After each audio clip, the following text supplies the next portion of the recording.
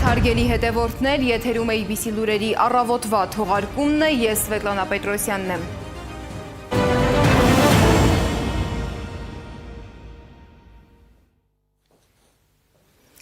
Եվ այսպես, այս տարվա ամենաերկար և ամենասպասված բանակցություններից մեկը ավարտվել է առանց արդյունքի։ Պակիստանի մայրաքաղաք Իսլամաբադում Միացյալ Նահանգների և Իրանի ներկայացուցիչները ավելի քան 21 ժամ փակ դռների հետևում բանակցելուց հետո բանակցային սենյակից դուրս են եկել առանց որևէ համաձայնության։ Պատերազմը դադարեցնելու շուրջ համաձայնության հասնել չի հաջողվել։ Պակիստանից մեկնելուց առաջ հայտարարել է ԱՄՆ փոխնախագահ J.D. Vance-ը։ Նրա խոսքով կողմերը ունեցել են բովանդակալից քննարկումներ, սակայն իրանական կողմը չի ընդունել Վաշինգտոնի ներկայացրած պայմանները։ Իրանի արտգործնախարարության խոսնակ Բաղային էլ իր հերթին նշել է, որ բանակցությունները տեղի են ունեցել անվստահության մթնոլորտում։ Թեհրանի գլխավոր բանակցող Մոհամմադ Բաղեր Ղալիբաֆը, որը Իսլամաբադ էր մեկնել ինքնաթիռի նստատեղերին պատերազմի առաջին օրը Մինաբի դպրոցում զոհված երեխաների լուսանկարները դրած, հայտնել է, որ իրանական պատվիրակությունը ներկայացրել է կառուցողական առաջարկներ, սակայն բանակցությունների այս փուլում հակառակ կողմը չի կարողացել ապահովել վստահության մթնոլորտ։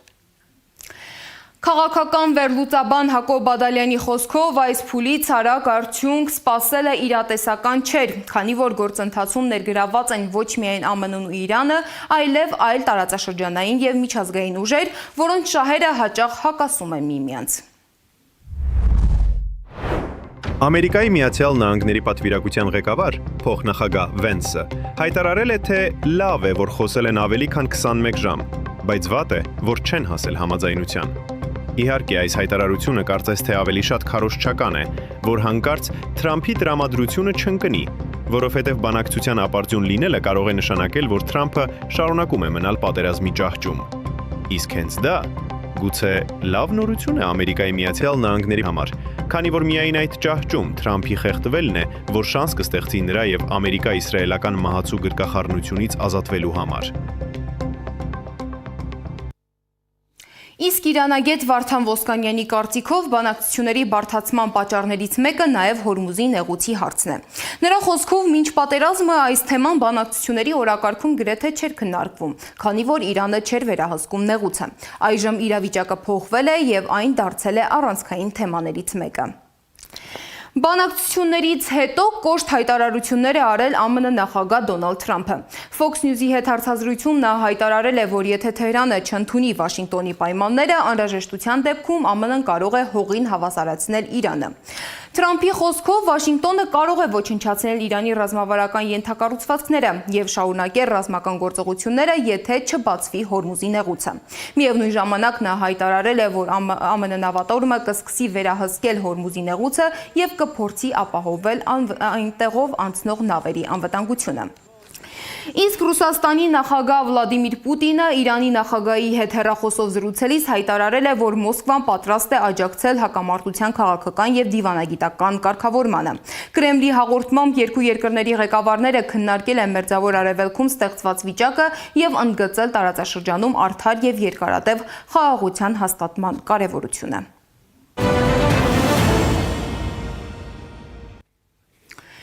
Վանդալիզմի հերթական դեպքն է արձանագրվել Արցախում։ Այս անգամ ադրբեջանցի վանդալները Ստեփանակերտում հիմնահատակ ավերել են Սուրբ Հակոբ եկեղեցին։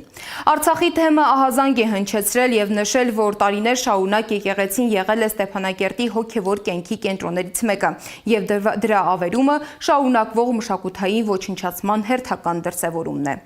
Թեմը միջազգային կառույցներին կոչ է արել միջամտել և կանխել գործընթացը։ Համակարգված, նպատակային և պետական մակարդակով իրականացվող մշակութային այս ցեղասպանությունը շարունակվում է ամբողջ աշխարհի աչքերի առաջ, որի խոսուն վկաներն են նաև հիմնովին ավերված Շուշիի Սուրբ Հովհաննես Մկրտիչ, Տանձատափի Մոխրենես գյուղի Սուրբ Սարգիս, Բերձորի Սուրբ Համբարձման, Մեխակավանի Զորավոր Սուրբ Աստվածածին եկեղեցիներ ու բազմաթիվ այլ սրբավայրեր։ Ինչքան էլ անարձագանք մնան մեր արդար դատապարտումներն ուղղված մշակութային եղեռնի հետևողական շարունակությունը, չկանխող համաշխարհային կառույցներին, որոնք ստանձնել են այդ պարտականությունը, մենք ավետարանական այրի կնոջ պես անընդհատ պահանջելու ենք մեր արդար դատն ու իրավունքը։ Ուստի վերստին կոչ ենք անում միջազգային համապատասխան կառույցներին միջամտելու դադարեցնել այս ակնհայտ վանդալիզմը եւ կանխել համաքրիստոնեական արժեք հանդիսացող արցախյան հոգեվոր մշակութային ժառանգության ոչնչացումը։ Հայաստանի տարբեր թեմերից Մայրաթոր Սուրբ Էջմիածին ուխտի եկած շուրջ 650 երիտասարդների հետ հանդիպման ժամանակ ամենայն հայոց կաթողիկոս Գարեգին II-ը հայտարարել է, որ վերջին շրջանում եկեղեցին եւ հոգեվորականները Հայաստանում ենթարկվում են ճնշումների։ Նրա խոսքով եկեղեցին չնայած դժվարություններին շարունակում է մնալ ազգային համախմբման եւ արժեհամակարգի պահպանման կարևոր հենասյուն։ Վերջին մեկ տարում ականատես ենք աննախադեպ ճնշումների, եպիսկոպոսների անօրինական ձերբակալությունների, հոգևոր սպասավորության իրականացման ուղղված արհեստական խոչընդոտների, մեր հնամենի վանքերի ու եկեղեցիների բռնազավթման փորձերի։ Իշխանությունների ակնհայտ հովանավորչությամբ Մասյացոտնի թեմի առաջնորդի պաշտոնից ազատված եւ կարգալույց հռչակված անձը շարունակում է զավթված պահել առաջնորդարանը եւ դատարանի ու հարկադիր կատարումն ապահովող ծառայության ապօրինի որոշումներով, աշխարհիկ կարգավիճակով գործել որպես թեմակալ առաջնորդ։ Այսօր էլ հայ եկեղեցին մնում է մեր ազգային վերելքի նախանձախնդիր սպասավորը, մեր երկրի զորացման, հասարակական համերաշխության անդավաճան ջատագովը եւ շարունակելու է պաշտպանել մեր ազգային իրավունքները, իղձերն ու նպատակները։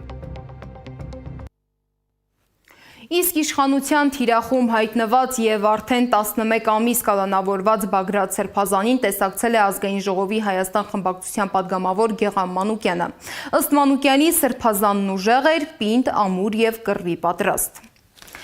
Սրբազանի նույն գործով անցնող Ազգային ժողովի Հայաստան խմբակցության падգամավոր Արթուր Սարգսյանը կմնա տնային կալանքի տակ, հայտնում է փաստաբան Էմին Խաչատրյանը։ Փաստաբանի խոսքով վերաքննիչ քրեական դատարանը մերժել է պաշտպանական կողմի բողոքը падգամավորի տնային կալանքը երկարաձգելու վերաբերյալ։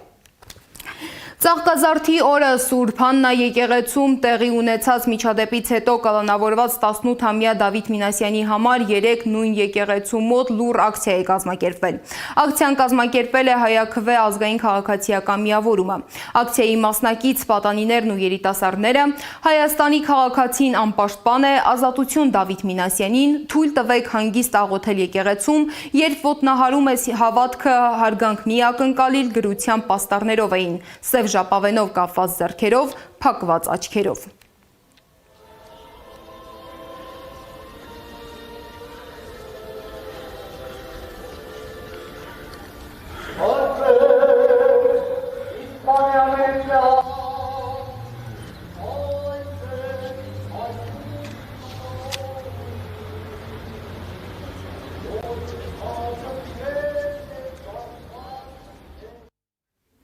Եվ վերջում եղանակի մասին։ Սպասվում են տեղումներ։ Օդի ջերմաստիճանն այսօր ցերեկը եւ վաղը գիշերը կնվազի 5-ից 7 աստիճանով։ Մայրաքաղաքում այսօր ցերեկը կլինի 6-ից 8, իսկ երեկոյան 4-ից 6 աստիճան տաքություն։